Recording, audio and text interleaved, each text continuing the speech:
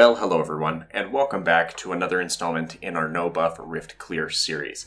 Today we will be continuing our progress through the Psi Rifts, and that brings us to one that looks very intimidating, and that's just based off the method of how this particular rift works.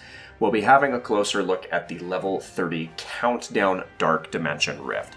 We haven't seen a whole lot of the Countdown style rifts, but basically it means that you have a certain amount of time on your in-game timer that continues to tick down at normal speed, but you can increase the amount of time that's on that timer by defeating opponents. The more difficult the opponent is, the more time will be added to that timer.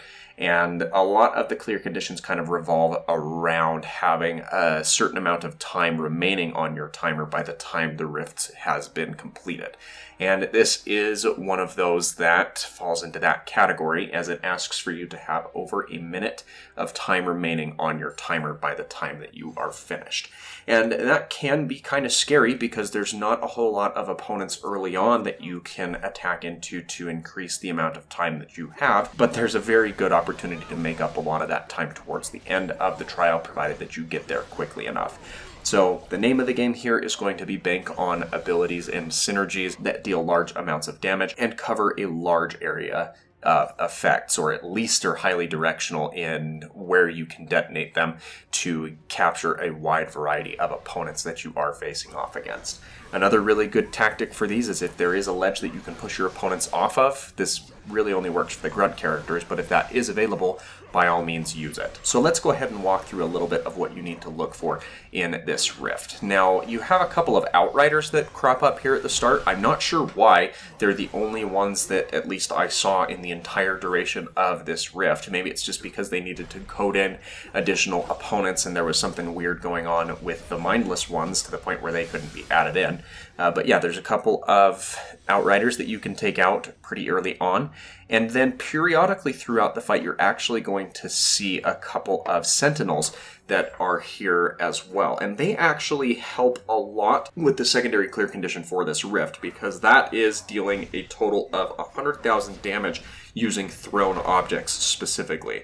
And since the sentinels drop cores upon being defeated, those are classified as thrown objects as they explode and deal a fairly large amount of damage in a decent area of effect.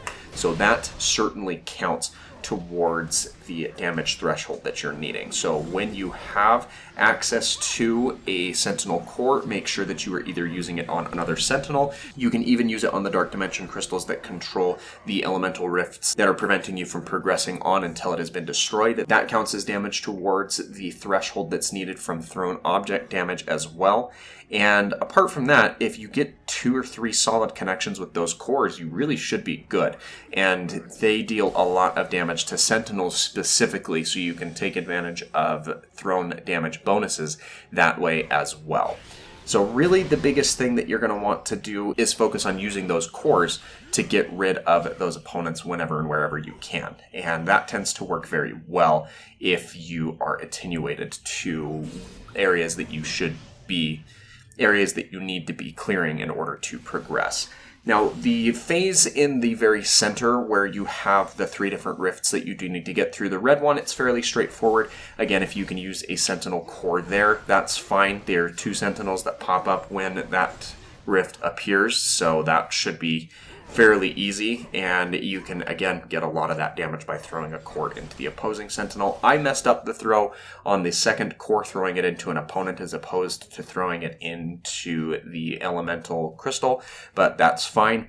And then moving down into the second section, you see me slip up a little bit. Again, I do use another sentinel core on a different sentinel, but I then attempted to jump up onto that ledge, but unfortunately none of the characters have a high enough single jump, and I couldn't get up on the edge of that lip to boost them up to the height that was required to make that secondary jump. So there was a little bit of time lost there, but you will see that we make that back up towards the end of this rift. So we continue forward and progress on fairly nicely as we get through the remainder of these rifts. There's 2 more sentinels that show up. If you take the time to take one down, you can take down the other very quickly and again boost up that object damage dealt that you have.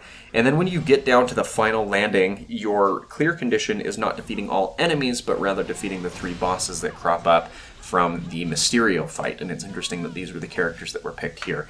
But you will need to take down Miss Marvel, Miles Morales, and Spider-Gwen in order to finish out the trial. By this point, you should have your extreme attacks on standby, or if you don't have them readily available right when you get there, they should be relatively close. And if you get all of the opponents pooled together in about the same area and then detonate your extreme attacks, you can let them fly really quickly. And you can see here that these mini-boss characters have a very high reward with the amount of time that they add back onto your timer. So you could be borderline failing this challenge, and if you're able to sweep all 3 of them very, very quickly, you're going to end with more than enough time on your timer to get that 3rd and final clear condition.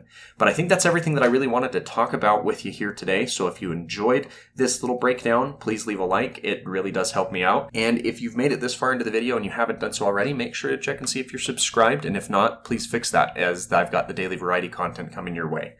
Thanks so much for your time, and I hope to see you in the next video. Take care, everyone.